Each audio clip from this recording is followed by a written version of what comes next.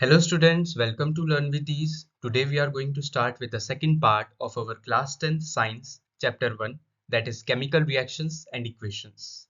In the last video we studied about chemical reactions, its representation, about balanced chemical equation and the reason for balancing a chemical equation.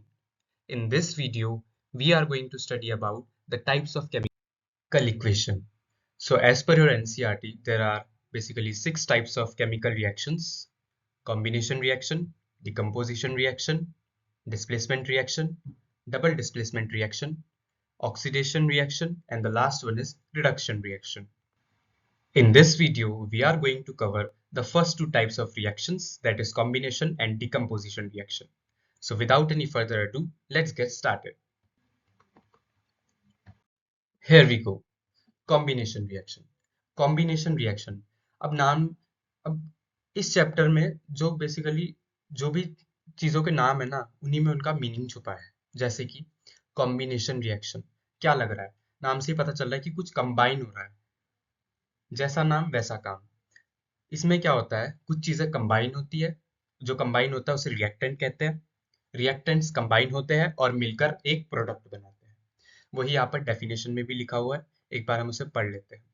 So definition says when two or more reactants, when two or more substances, that is reactants, ठीक है, whether it is elements or compounds, they combine to form a single product, the reactions are called combination reactions. मतलब यहाँ पर क्या होता है, दो या दो से ज्यादा substances एक दूसरे के साथ combine होते हैं और मिलकर एक single product बनाते हैं. एक important point जो ध्यान रखने की बात है वो है कि प्रोडक्ट एक ही बनता है, रिएक्टेंट कितने भी हो सकते हैं. इसका अगर हम एक जनरल रिप्रेजेंटेशन देखें तो ये ऐसा कुछ है कि A plus B it gives C.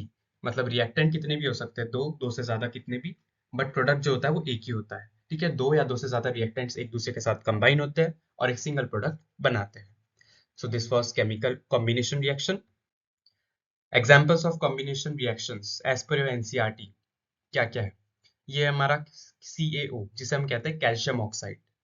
इसके नीचे मैंने इसका नाम लिखा हुआ है क्विक लाइम. ये जो क्विक लाइम है ये इसका कॉमन नेम है. कॉमन नेम अब जब आप धीरे धीरे प्रैक्टिस करेंगे तो आपको आदत हो जाएगी. ठीक है, ऐसे कोई टेंशन लेने वाली बात है नहीं. तो होता क्या है, जब कैल्शियम ऑक्साइड हमारा पानी के साथ रिएक्ट करता है तो ये मिलके बनाता है हमारा कैल्शियम हाइड्रोक्साइड. ये जो हमारा कैल्शियम हाइड्रोक्साइड है इसका कॉमन नेम है स्लेक्ड लाइम. दोनों ही इंपॉर्टेंट है, जब आप प्रैक्टिस करेंगे तो आपको याद हो जाएंगे. ठीक है, सो हमारा कैल्शियम ऑक्साइड जब हमारे वाटर के साथ रिएक्ट करता है तो ये हमारा बनाता है कैल्शियम हाइड्रोक्साइड, जिसे हम स्लेक्ड लाइम कहते हैं. ये स्लेक्ड लाइम बनाता है और साथ साथ में ये क्या करता है, हीट इवॉल्व करता है. ये जो रिएक्शन होता है ये बहुत ज्यादा वाइग्रस होता है, मतलब बहुत ही एकदम से टू क्विक रिएक्शन होता है, बहुत जल्दी हो जाता है. ठीक है, और बहुत ज्यादा इसमें हीट निकलती है. ये हीट निकलने वाला पॉइंट आप याद रखें क्योंकि अभी आगे यूज होने वाला है. सेकेंड एग्जाम्पल की बात करें तो कार्बन, ये तो कॉमन एग्जाम्पल है. कार्बन जब ऑक्सीजन के साथ रिएक्ट करता है तो ये हमारा कार्बन डाइऑक्साइड बना देता है. अब एक इंपॉर्टेंट पॉइंट जो आपके एग्जाम्स में आपकी हेल्प करेगी. एनसीईआरटी में तो दिया है कि जब आप कोई केमिकल रिएक्शन को रिप्रेजेंट करें तो उसमें आप रिएक्टेंट और प्रोडक्ट के साइड में सबस्क्रिप्ट में उनके स्टेट्स को मेंशन कर दें. जैसे सॉलिड के लिए स्मॉल एस, लिक्विड के लिए स्मॉल एल, गैसेस के लिए स्मॉल जी, एक्वस के लिए AQ. ठीक है, और अगर कोई कंडीशंस है तो उसको भी आप एरो के ऊपर या नीचे मेंशन करते हैं. बट एक और इंपॉर्टेंट पॉइंट है जो आपको मार्क्स गेन करने में मदद करती है, दैट इज कि आप जो भी केमिकल इक्वेशन लिख रहे हैं उसके उस जो एलिमेंट्स है या फिर कंपाउंड्स है उनके नीचे उनका नाम लिख दो, whether it is common name लिख दो. ठीक है, या फिर उनका जो भी फॉर्मूला वाला नाम बन रहा है वो लिख दो. इससे क्या होगा, क्योंकि केमिस्ट्री में क्या होता है, नंबर कहाँ कट जाते हैं पता नहीं चलता. तो आप पूरा ये कोशिश करें कि आपके नंबर ना कटे. ठीक है, इसमें आप इसके नीचे इनके नाम लिख दिया करें, जैसे मैंने करा है. CaO जो है कैल्शियम ऑक्साइड, इसके नीचे मैं कैल्शियम ऑक्साइड भी लिख सकता था. अब मेरे को इसका कॉमन नेम पता है क्विक लाइम, तो मैंने वो लिख दिया. वैसे इधर वाटर है, वाटर के नीचे मैंने वाटर ऐसे करके लिख दिया. इससे क्या होता है, हमारी इक्वेशन थोड़ी और अच्छी लगती है देखने में और एग्जामिनर को मार्क्स देने में ज्यादा आसानी होती है. ठीक है, ये एक इंपॉर्टेंट पॉइंट है, आप याद रखें for gaining good marks. Now let's move ahead. अभी के एनसीईआरटी में एक डू यू नो करके एक पॉइंट दिया था कि अभी जो हमने यहाँ पर कैल्शियम हाइड्रोक्साइड बनाया था ना, कैल्शियम ऑक्साइड और पानी को मिलाकर हमने कैल्शियम हाइड्रोक्साइड बनाया था जिसे हमने स्लेक्ड लाइम बोला था, ये वही है. इसका काम क्या होता है, हम घरों में इसको जब घर बनाते हैं तो इसको लगाते हैं दीवारों पे. क्यों लगाते हैं? इसको दीवारों पे लगाने से होता क्या है, ये 1-2 दिन में क्या करता है, जो एयर में प्रेजेंट कार्बन डाइऑक्साइड है उसके साथ रिएक्ट करता है, और ये दोनों रिएक्ट करने के बाद हमारा कैल्शियम कार्बोनेट बनाता है CaCO3। ये फॉर्मूला मेकिंग मुझे लगता है आपको आता होगा, ठीक है, इसलिए मैं आपको ये बता रहा हूँ। कैल्शियम हाइड्रोक्साइड और कार्बन डाइऑक्साइड मिलकर हमारा कैल्शियम कार्बोनेट बनाते हैं और वाटर भी रिलीज करते हैं।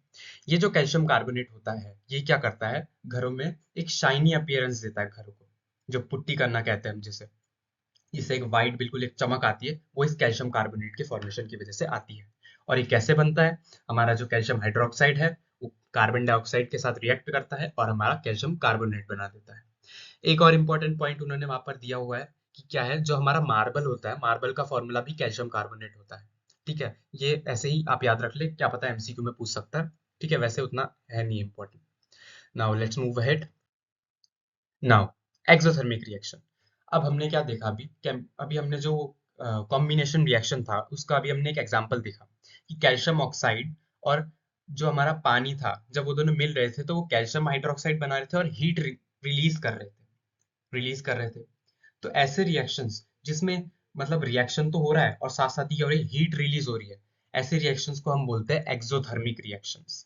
थर्मिक जो होता है, थर्मिक जब भी थर्मल वर्ड, थर्मिक वर्ड जब भी आपको दिखे तो ये हमेशा समझ जाना हीट से रिलेटेड है। एक्सो मतलब होता है निकल रही है, ठीक है, मतलब एक्सोथर्मिक रिएक्शन में जो हीट होती है वो निकल रही है। एक बार इसको पढ़ लेते हैं। रिएक्शंस इन विच हीट और energy is released along with the formation of products are called exothermic chemical reactions. ठीक है, अब निकल हीट भी सकती है, एनर्जी भी सकती है। अब एनर्जी कैसे निकलेगी वो भी हम एग्जांपल में समझते हैं। एग्जांपल्स क्या है, जैसे कि पहला एग्जांपल है, ये सब एनसीईआरटी के एग्जांपल्स है, बर्निंग ऑफ नेचुरल गैस। जैसे कि हमारी जो मीथेन गैस है, जब ये ऑक्सीजन के साथ रिएक्ट करती है तो ये बनाती है हमारा कार्बन डाइऑक्साइड प्लस वाटर। और इसमें क्या होता है, ये जो कार्बन डाइऑक्साइड है, ठीक है, और इसमें साथ साथ हीट भी निकलती है। तो this is an example of exothermic reaction. अब यहाँ पर मैंने ऑक्सीजन और कार्बन डाइऑक्साइड के नीचे उनका नाम नहीं लिखा है क्योंकि यहाँ पर जगह नहीं थी, बट आप ये मेक श्योर करें कि आप लिखें फॉर गेनिंग गुड मार्क्स। दूसरा एग्जांपल है रेस्पिरेशन का। ये जो रेस्पिरेशन है, अभी अगले वीडियो में जब हम बायोलॉजी का चैप्टर 1 लाइफ प्रोसेसेस करेंगे उसमें हम डीपली समझेंगे। अभी आप बस इसका रिएक्शन देख ले। ये ग्लूकोज जब ऑक्सीजन के साथ रिएक्ट करता है तो ये कार्बन डाइऑक्साइड और वाटर और एनर्जी रिलीज करता है। अभी हमने डेफिनेशन में क्या पढ़ा कि ऐसा रिएक्शन जिसमें या तो हीट निकले या फिर एनर्जी निकले। इस रिएक्शन में क्या हो रहा है, एनर्जी निकल रही है, तो ये भी एक एक्सोथर्मिक रिएक्शन का एग्जाम्पल है। और तीसरा एक एग्जांपल दिया एनसीईआरटी में, decomposition of vegetable matter into compost. जो हमारा वेजिटेबल मैटर होता है जब वो कंपोस्ट में टूटता है तो वो भी एनर्जी रिलीज करता है। So these are the examples of exothermic chemical reactions. Now moving ahead, अब हमारा second type of chemical reaction आता है, दैट इज डिकम्पोजिशन रिएक्शन। अब अगर नाम से देखें, डिकम्पोज होना मतलब क्या होता है, किसी चीज का टूटना, तो वही इस केमिकल रिएक्शन का नाम का काम भी है। देखो कैसे, इसमें क्या होता है, एक सिंगल रिएक्टेंट होता है और वो टूट जाता है, वो डिकम्पोज हो जाता है अलग अलग प्रोडक्ट्स में। जैसे कि यहाँ पर इसका सिंपल फॉर्म में देखें तो ए है रिएक्टेंट, ये हमारा टूटा, और ये क्या हुआ, बी और सी में टूट के अलग अलग हो गया, डिकम्पोज हो गया। ठीक है, इसकी डेफिनेशन देखें तो a single reactant breaks down to give simpler products. इसमें क्या होता है, एक सिंगल रिएक्टेंट टूटता है और प्रोडक्ट्स देता है। अभी हमने कॉम्बिनेशन में क्या पढ़ा, दो या दो से ज्यादा रिएक्टेंट्स एक दूसरे के साथ मिलते हैं और एक बनाते हैं प्रोडक्ट। यहाँ पर क्या हो रहा है, एक जो रिएक्टेंट होता है वो टूटता है और कितने भी हमारे प्रोडक्ट्स बनाता है। मतलब ये जो कॉम्बिनेशन रिएक्शन और डिकम्पोजिशन रिएक्शन है, ये दोनों एक दूसरे के अपोजिट रिएक्शन है। ये इंपॉर्टेंट पॉइंट है, आप याद रखें। अब इसके कुछ एग्जांपल्स देख। हाँ, एक और पॉइंट, ये जो ए है हमारा रिएक्टेंट, ये टूट के बी और सी दे रहा है। अब कोई चीज खुद से तो टूटना चाहेगी नहीं, तो इसको तोड़ने के लिए हमें यहाँ पर हमें यहाँ पर क्या करना पड़ता है, एनर्जी देनी पड़ती है। ठीक है, मतलब जो डिकम्पोजिशन रिएक्शन होते हैं वो एनर्जी के प्रेजेंस में होते हैं। एनर्जी के प्रेजेंस में कैसे होते हैं अभी समझेंगे। अब डिपेंडिंग ऑन कि कौन सी हमने टाइप ऑफ एनर्जी यहाँ पर दे रखी है किसी सब्सटेंस को तोड़ने के लिए, हमारे डिकम्पोजिशन रिएक्शन तीन तरीके के होते हैं। आई रिपीट, डिकम्पोजिशन रिएक्शन हमारे थ्री टाइप्स के होते हैं ऑन द बेसिस ऑफ कि हमने कौन सा एनर्जी सोर्स यूज करा है फॉर ब्रेकिंग द रिएक्टेंट। जैसे कि इसका पहला टाइप आता है हमारे पास थर्मल डिकम्पोजिशन। थर्मल अभी मैंने बताया जहां पर हीट से रिलेटेड हो, वो थर्मल डिकम्पोजिशन। मतलब ऐसा डिकम्पोजिशन रिएक्शन, मतलब ऐसी ब्रेकिंग जो हम हीट देकर कर रहे हैं, वो हमारा थर्मल डिकम्पोजिशन होता है। जैसे ये एग्जांपल देखिए, ये जो हमारा CaCO3 है, कैल्शियम कार्बोनेट, इसका कॉमन नेम है लाइमस्टोन। ठीक है, या जब आप प्रैक्टिस करेंगे तो आपको याद हो जाएगा, अभी लर्न करने की वैसे जरूरत है नहीं। इसमें जब हम हीट देते हैं तो ये क्या करता है, हमारा CaO दे देता है हमें, क्विक लाइम, जो अभी हमने पढ़ा ना, कैल्शियम ऑक्साइड, और CO2 दे देता है। मतलब यहाँ पर क्या करा हमने, एक सब्सटेंस में हमने हीट डाली और क्या हुआ, हमें प्रोडक्ट्स मिल गए, वो टूट के हमें प्रोडक्ट्स दे दिया उसने। वैसे ही दूसरा एग्जांपल देखिए, हमारा ये जो लेड नाइट्रेट है, इसका नाम लिख रखा है मैंने नीचे, लेड नाइट्रेट, ठीक है, आपको भी लिखना है। इसमें जब हम हीट डालेंगे तो हुआ क्या, हमारा एक लेड ऑक्साइड बन जाएगा, एक हमारा नाइट्रोजन डाइऑक्साइड बन जाएगा, ठीक है, और एक हमारा ऑक्सीजन बन जाएगा। ठीक है, तो मतलब हुआ क्या, यहाँ पर भी लेड नाइट्रेट हीट की प्रेजेंस में टूट गया। तो मतलब हमने क्या करा, यहाँ पर हीट एनर्जी का यूज करा और ये सब्सटेंस को तोड़ दिया। ठीक है, सो this was our first type of decomposition reaction. इसको हम थर्मोलाइसिस भी कहते हैं, क्योंकि हीट के जरिए करते हैं, तो थर्मोलाइसिस भी कहते हैं। Now moving ahead, second type of decomposition reaction, that is electrolytic decomposition. अब नाम से ही पता चल रहा है ऐसा डिकम्पोजिशन जो इलेक्ट्रिसिटी के जरिए हो रहा हो। ठीक है, वो यहाँ पे लिखा हुआ है, electricity is used for decomposition, ये यहाँ पे लिखा हुआ है।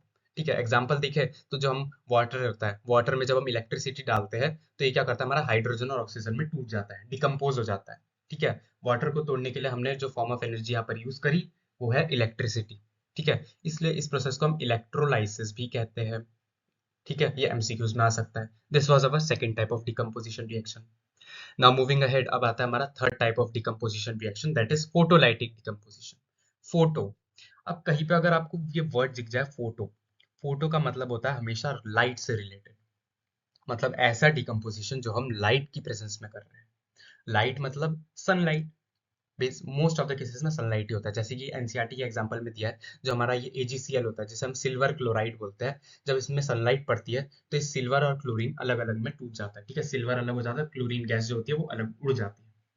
वैसे ही हमारे जो AgBr है नीचे अगला वाला रिएक्शन, जिसे हम सिल्वर ब्रोमाइड बोलते हैं, ये भी सनलाइट की प्रेजेंस में क्या होता है, सिल्वर और ब्रोमीन गैस अलग हो जाती है। एक इंपॉर्टेंट पॉइंट, ये दोनों ही, ये जो फोटोलाइटिक वाला डिकम्पोजिशन है, ये ब्लैक एंड व्हाइट फोटोग्राफी में यूज होता है। ये एनसीईआरटी में लिखा है तो इंपॉर्टेंट है, एमसीक्यूज में आ सकता है। इस रिएक्शन को हम फोटोलाइसिस भी कहते हैं, क्योंकि लाइट की प्रेजेंस में हुआ है, शॉर्ट फॉर्म में से हम फोटोलाइसिस भी कह सकते हैं। तो हमने तीन तरीके के डिकम्पोजिशन रिएक्शन पढ़े। पहला पहला क्या था हमारा, पहला था हमारा थर्मल डिकम्पोजिशन, जिसमें हम हीट के जरिए ब्रेकिंग करते हैं सब्सटेंस की। दूसरा था इलेक्ट्रोलाइटिक डिकम्पोजिशन, जिसमें हम इलेक्ट्रिसिटी की मदद से सब्सटेंस को डिकम्पोज करते हैं। तीसरा है हमारा फोटोलाइटिक डिकम्पोजिशन, जिसमें हम लाइट की मदद से सब्सटेंस को डिकम्पोज करते हैं। नाउ मूविंग अहेड, अब आता है हमारे एंडोथर्मिक रिएक्शन। ऐसे रिएक्शन, अभी हमने एक्सोथर्मिक रिएक्शन पढ़ा था, नाम से क्या पता चला, थर्मिक, थर्मिक लिखा है इसमें, मतलब ये हीट से रिलेटेड है। अब भी हमने पीछे एक्सोथर्मिक रिएक्शन पढ़ा था, जिसमें हीट क्या हो रही थी, रिएक्शन होने पर हीट निकल रही थी। अब यहाँ पर है एंडो, एंडो मतलब रिएक्शन होने के लिए यहाँ पर हीट एब्जॉर्ब होगी, हीट या फिर एनर्जी बोल लो, वही यहाँ पे लिखा है इसकी डेफिनेशन में, reactions in which energy is absorbed are known as endothermic reactions.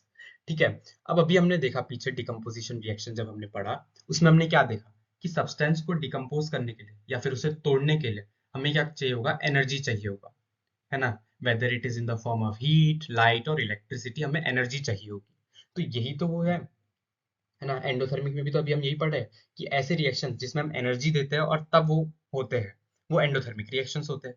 ठीक है, तो इसलिए इसका एग्जांपल देख लो, डिकम्पोजिशन रिएक्शंस हमारे सारे एंडोथर्मिक रिएक्शन होते हैं। क्यों, क्योंकि डिकम्पोजिशन रिएक्शन करने के लिए हमें एनर्जी देनी पड़ रही है, और किसी रिएक्शन में अगर हमें एनर्जी देनी पड़ रही है तो वो एंडोथर्मिक रिएक्शन कहलाता है। ठीक है, ऑटोमेटिकली।